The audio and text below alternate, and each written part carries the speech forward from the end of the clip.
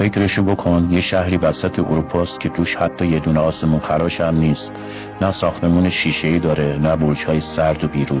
اینجا ادینبورگه، پایتخت اسکاتلند، ولی مثل هیچ پایتخت دیگه‌ای نیست. مردمش ساعت 10 سر کار میرن و ساعت 4 پیش خانواده هاشون برمیگردن. نه کسی داد میزنه، نه کسی عجله داره. این شهر تاریخ و پشت برج و بتون قایم نکرده، برعکس همه چی رو زنده نگه داشته. از کلیساهای قرون وسطا گرفته تا قصرهایی که روی صخره وسط شهرن.